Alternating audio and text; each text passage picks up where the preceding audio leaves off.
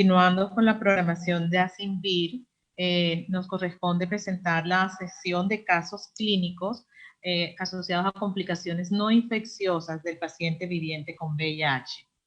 Como es bien sabido por todos, la atención integral del paciente viviente con VIH cada vez exige más la agudización del criterio clínico, permitiendo así el reconocimiento oportuno de complicaciones no solo de origen infecciosa, sino aquellas que se pueden presentar independiente de los niveles de CD4 de nuestros pacientes.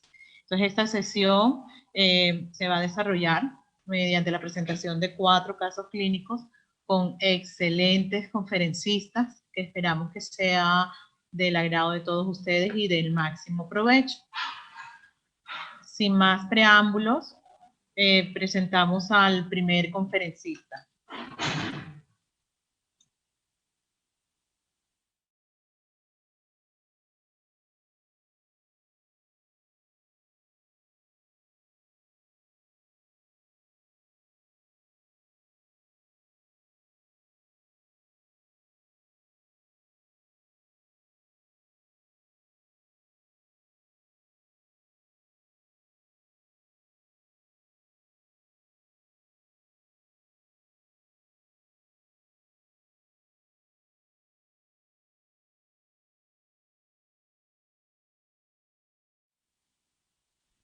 El doctor.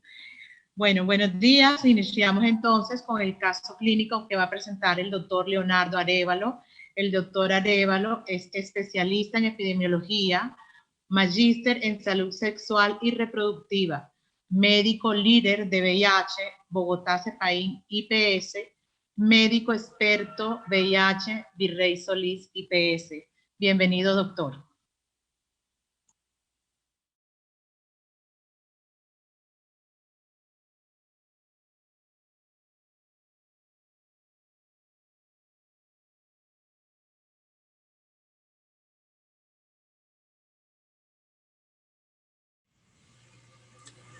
Bueno, muchísimas gracias, doctora. Un buen día para todos.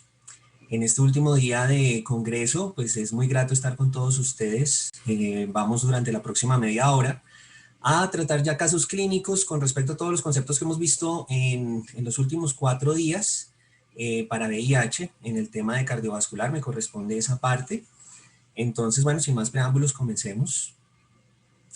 Como todos debemos comprender, el manejo integral del paciente con VIH ha implicado que el tratamiento antirretroviral ha aumentado la expectativa de vida, ha disminuido esa tasa tan progresiva que había de mortalidad en los primeros años, y eso ha hecho que las diferentes infecciones oportunistas no sean una causa de muerte, pero sí, con la expectativa de vida ha habido muchas enfermedades crónicas que han venido a ese advenimiento, dentro de ellas todas las patologías cardiovasculares. Y bueno, digamos que se ha visto un aumento de este riesgo con todo lo que es el manejo del VIH y el VIH de por sí. Este riesgo cardiovascular, digamos que investigado en los últimos años, más que todo porque se comienza a ver las consecuencias, complicaciones de la metodología de inflamación, de la terapia antirretroviral, pues ha hecho que todos podamos estratificar un poquito más esos riesgos, poder ayudar más a nuestros pacientes desde antes. Y dentro de estos factores pues están los intrínsecos, que son pues la parte del paciente, el sexo, la historia familiar, los propios del VIH, como les decía, que era la activación inmunitaria, la inflamación, inmunodeficiencia, y los asociados a la terapia antirretroviral, que pues se han visto en todos los seguimientos de las cohortes que se han hecho.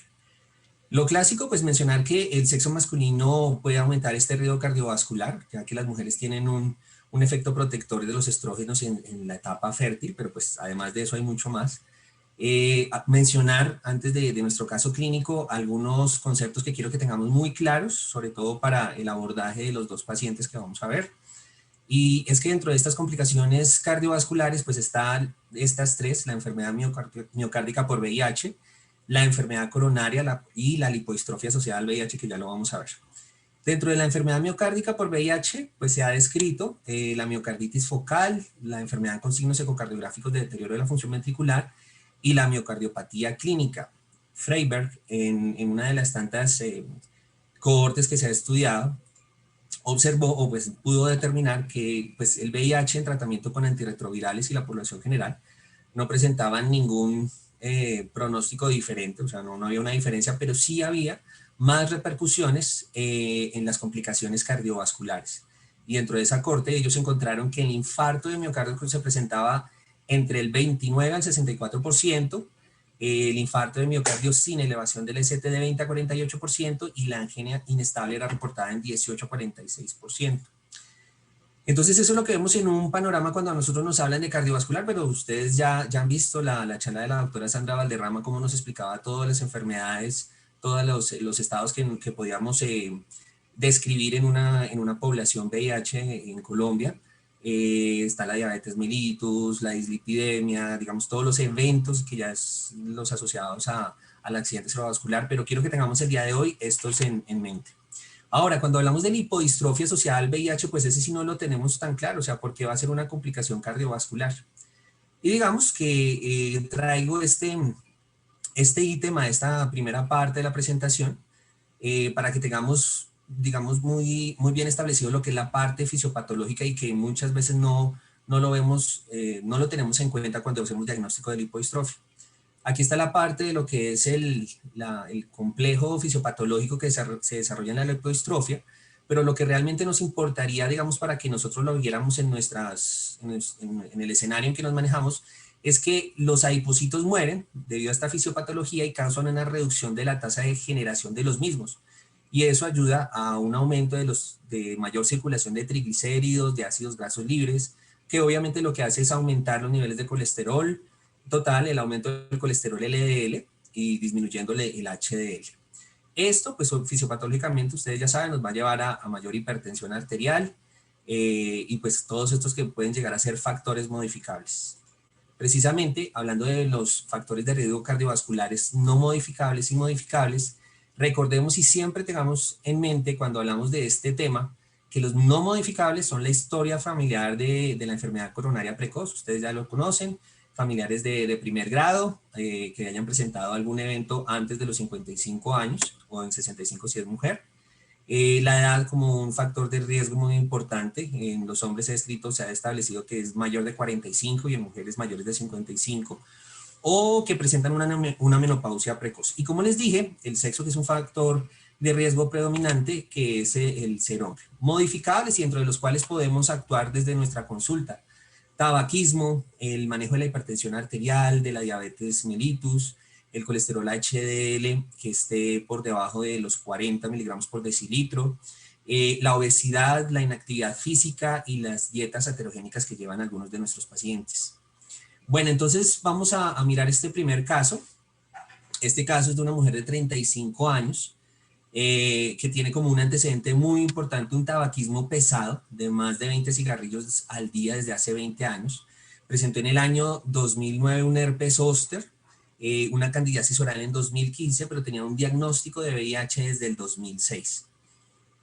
Digamos que no voy a entrar en tanta la parte psicosocial de esta paciente, pero sí era una paciente que estaba en un contexto de habitante de calle y solo llega a nosotros hasta hace muy poco. Miren incluso la historia que tenía ella.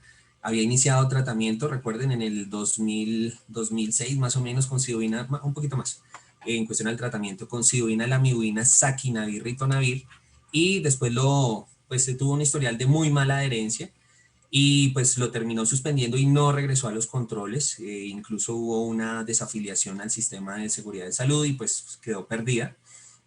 Ahora ya con algo más de estabilidad en su vida, ha regresado a los controles y se encuentra en ella un cuadro de astenia, una pérdida de 11 kilogramos en los últimos meses, una hemorragia oral. Sin embargo, esto ya no asistió por una consulta del programa, sino ya fue una consulta a urgencias. En la exploración física, pues había una marcada delgadez, un regular estado general, había una taquicardia, una gingivoestomatitis hemorrágica, que era pues también compatible con características de candidiasis oral. Cuando se le hicieron los exámenes, pues aquí lo que logramos ver no es de este año, pero eso sí son los meses, el 25 de septiembre, 2 de octubre y 7 de octubre, encontramos una paciente que tiene un cuadro hemático con una hemoglobina de 10, después pasa a 7.2, unas plaquetas de 63.000 y de 42.000, y una carga viral cuando ya se estableció que pues, se estaba con el antecedente del VIH, porque al principio no lo dijo, con una carga viral de 7 millones y unos CD4 de 16. Se le descartaron otras infecciones, entonces fue negativo para hepatitis B y C, para sífilis, y pues estuvo obviamente previamente había estado el diagnóstico previo de VIH. Dentro de todos los estudios, pues había una marcada pancitopenia, no era lo único que pues estaba afectando a esta paciente, pero sí era de características importantes. Se descartaron otras infecciones oportunistas como tuberculosis, citomegalovirus, neumonía, leishmania, toxoplasma. También se descartaron otras causas que pudiesen estar afectando la línea celular, como fueran tumorales, pues, y entonces quedó simplemente no, quedó como primordialmente la causa de esta pancitopenia, la propia infección por el VIH, una reactivación de un Epstein-Barr, o incluso habían colocado dentro de la historia clínica un diagnóstico diferencial de parvovirus. Esta paciente requirió transfusión de glóbulos rojos y plaquetas durante su hospitalización. A la par, pues se estaba siendo vista por el servicio de infectología, a quien inició tenofovir, entricitabina y darunavir-ritonavir. Esta paciente, a los pocos días de haber iniciado el tratamiento antirretroviral, tuvo una evidente mejoría, pero tenía una persistencia en cuestión a lo que ella llamaba pues, una dificultad para caminar, pero realmente era una disnea que se presentaba cuando había una deambulación en los pasillos del hospital, y que pues, al tiempo de que presentaba esta astenia se generaba algo de mareo. A la auscultación cardíaca, en una de las revistas se encontró un galope en el tercer tono y se solicitó este electrocardiograma. Es un segundo electrocardiograma porque ya había tenido el inicial, y en ese se encontró ya algunas características cambiantes, una mayor prolongación del intervalo QT y una mayor profundidad de las ondas T negativas en derivaciones precordiales derechas. Hasta este punto, pues en la paciente en hospitalización, en estudio, quiero llamarle la atención sobre las escalas que estamos utilizando nosotros en pacientes VIH. Recuerden, el Consenso Nacional de Riesgo Cardiovascular de la CIN también tiene un capítulo sobre todo el manejo del paciente integral, y dentro de ellos pues se muestran las características de todas estas escalas, la de Framingham, la del Prospective Cardiovascular Monster Study, el SCORE, el DAD y el PCE, o el Pulled Core Equation, que está un poquito más utilizado en algunos estudios. Pero pues digamos que para no ahondar tanto en este tema, recordemos que la que está recomendada es la escala de Framingham, acomodada a la población colombiana, que es con el número que se tiene al final, se multiplica por 0.75. Entonces a esta paciente, en este punto, si nosotros hubiéramos estado, tenemos que tener en mente en comenzar a hacer estos cálculos, no solo porque hubiese presentado algo cardíaco, sino porque hace parte de todo el perfil de estudio de los pacientes, y recordemos que anualmente debemos realizarlo con la solicitud del perfil lipídico cada 6 meses y demás. Pero esta paciente llegó al servicio de urgencias y pues estaba presentando otro tipo de complicaciones. Recordemos siempre entonces las escalas que debemos utilizar para predecir el riesgo de los eventos cardiovasculares en esta paciente. Se hace la interconsulta cardiología y ellos nos mencionan que debido a estos hallazgos hay que hacer un ecocardiograma transtorácico que reveló un ventrículo derecho dilatado e hipertrófico con una disfunción sistólica moderada, un movimiento paradójico septal y un aumento del índice de excentricidad del ventrículo derecho sobre el izquierdo, además de un leve derrame pericárdico. Esta es la imagen de ese ecocardiograma.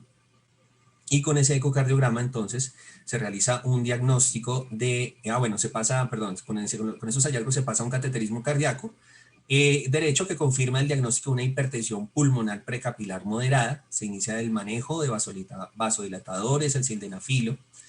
Y esta paciente, con el ya inicio del tratamiento antirretroviral, el uso, como les decía, el tratamiento de la hipertensión pulmonar, comenzó a mejorar. A las 3 semanas tiene una mejoría sustancial, muy importante. Ya podía deambular, ya podía tener sus actividades cotidianas sin presentar disnea.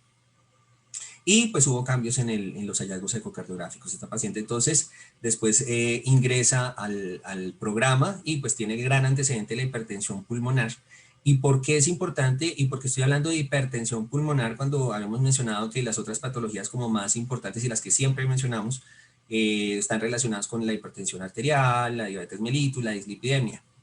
Entonces, ¿qué hubiera sucedido si no hubiera habido esa perspicacia y sospecha clínica con respecto a la disnea y se hubiera creído simplemente que en una paciente con muy posiblemente un síndrome de desgaste, una inmunosupresión severa que se estaba presentando, y simplemente la pancitopenia fueran simples síntomas? Lo digo simples porque muchas veces dentro de nuestra inercia laboral consideramos que pues esa es la primera causa que vemos, en este caso el síndrome de emancipación, que también se llama en el CIE-10, emaciación, y estuviéramos viendo un desgaste y hubiéramos achacado toda la sintomatología a eso y no a la hipertensión pulmonar.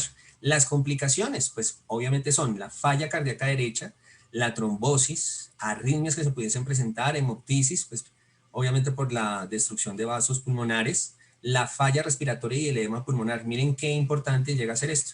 Y pues esas complicaciones no se presentan obviamente en las personas como las que se ve en el gráfico ahí, sino que nuestra población es muy diferente y no solo en un síndrome de desgaste vamos a ver varias complicaciones generadas por la hipertensión arterial o cardiovascular, sino también en todas las personas que nos llegan con diferentes estados del VIH. Bueno, ese fue, digamos, la primera parte de un caso clínico que les voy a colocar los dos extremos. Uno en urgencias, que tal vez no lo estuviéramos asociando mucho a lo que es algo cardiovascular y cómo tenemos que entrar a evaluar. Estoy tratando de ver más bien el acceso, el cómo tenemos que reconocer. Y dentro de este reconocimiento está el otro extremo.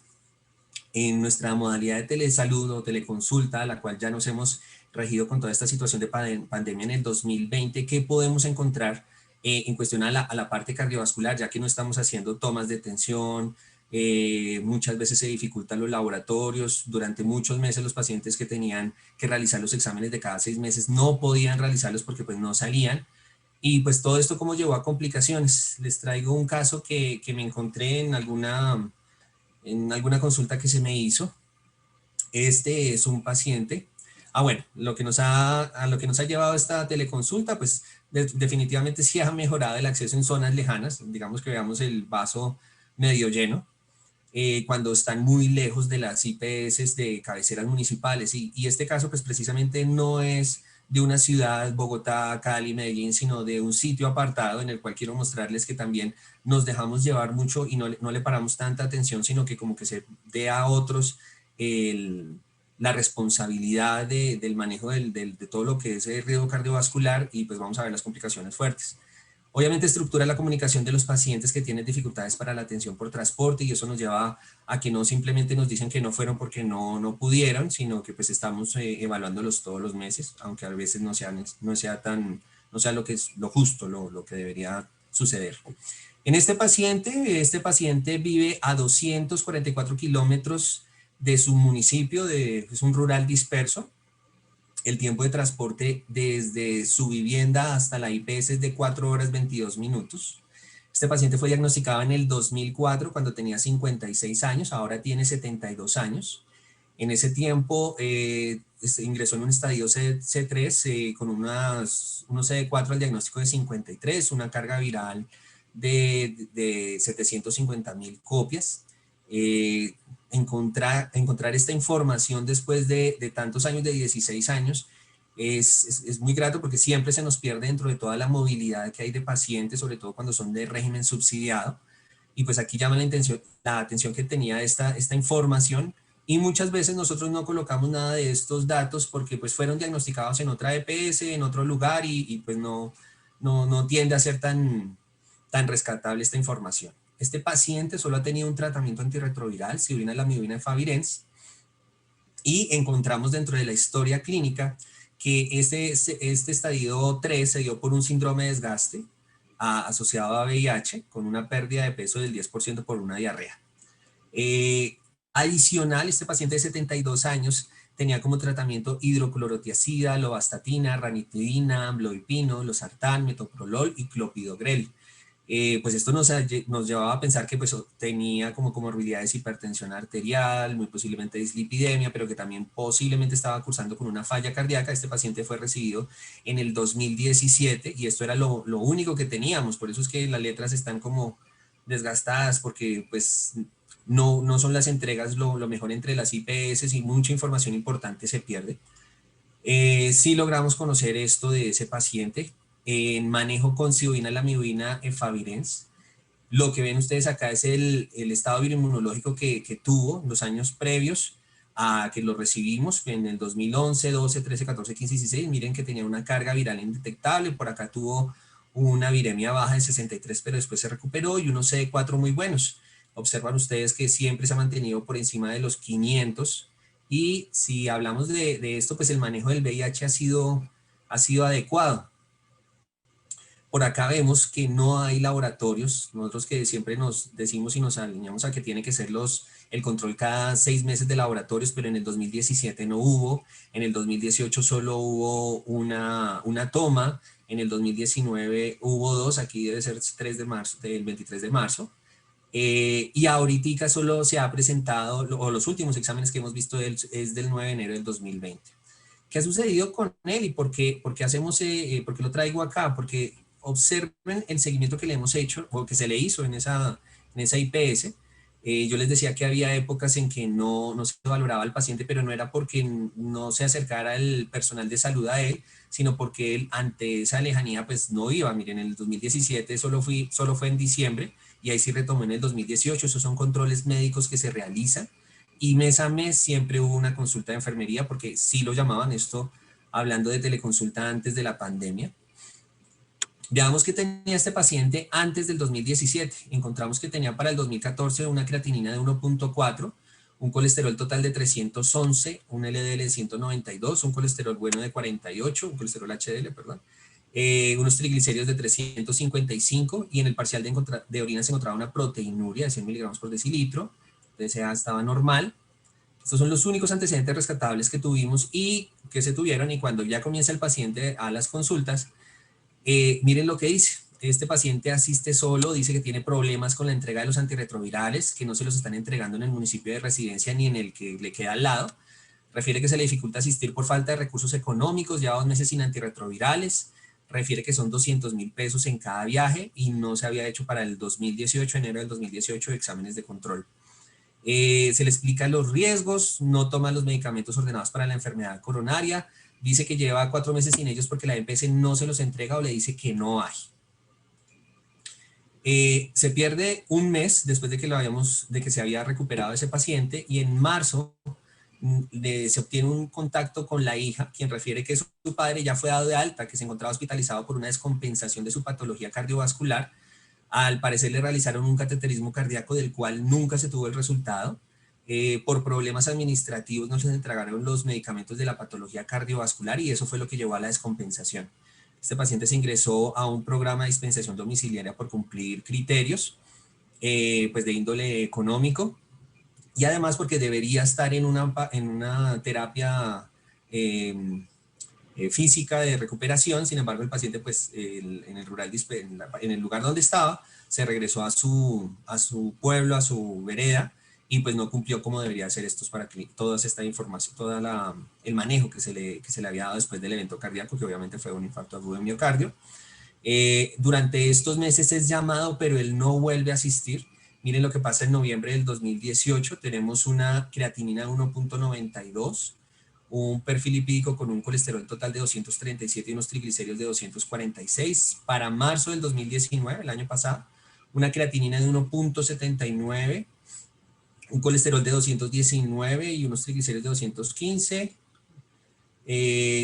Pues, como están viendo, se logra hacer algo de los exámenes, no son cada 6 meses. Para diciembre del 2019, lo que encontramos en la historia clínica es que le habían formulado, en esta ocasión ya había cambiado la formulación, o sea que asumimos que en algún lugar se recibió asesoría, atención médica.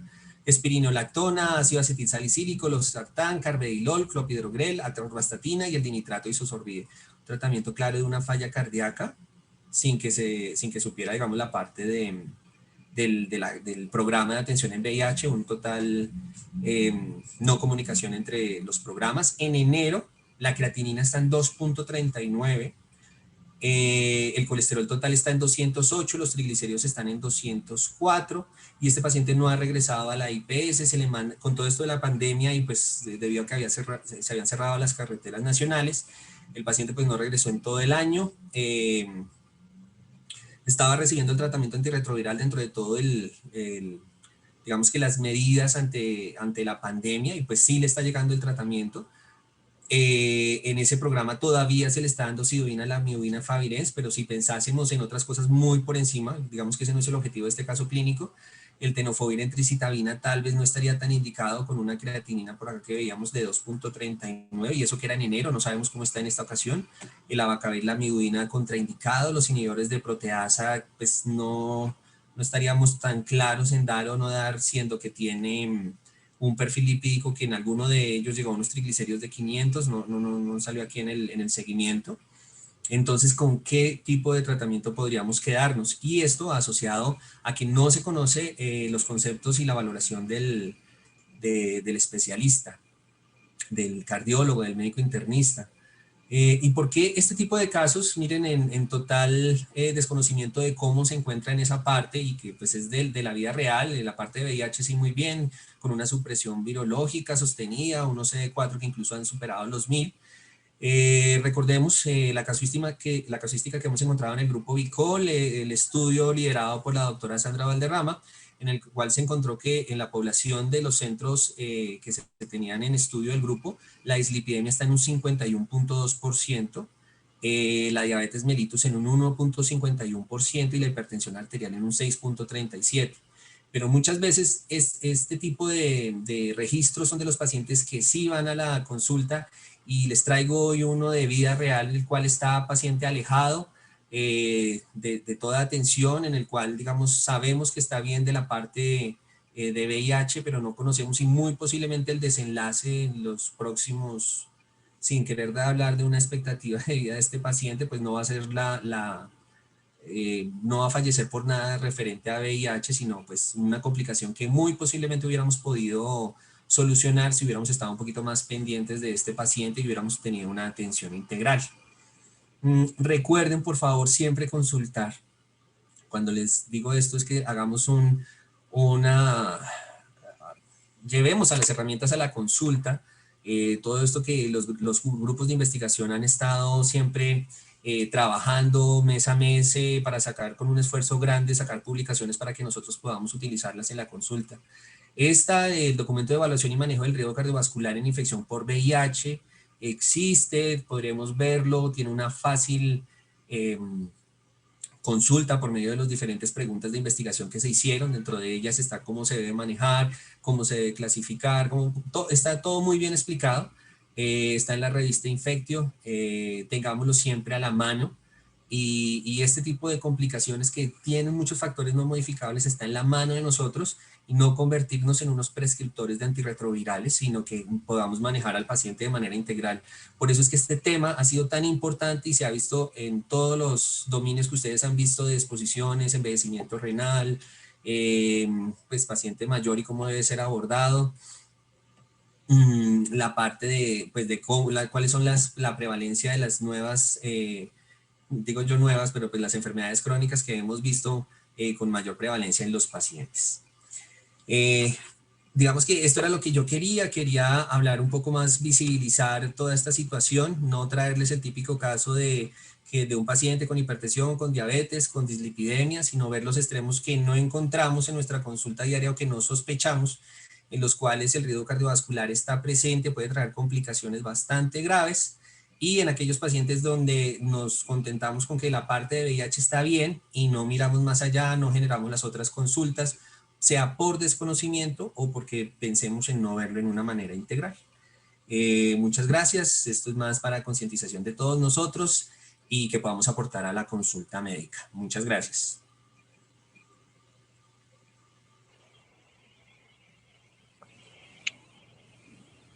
Buenas, doctor Leonardo, muchísimas gracias por el caso clínico. Interesante tener en cuenta para nuestros futuros pacientes porque seguramente nos encontraremos con casos similares a lo largo de toda la carrera. Muchísimas gracias y feliz resto de día. Muchísimas gracias, doctora Shirley.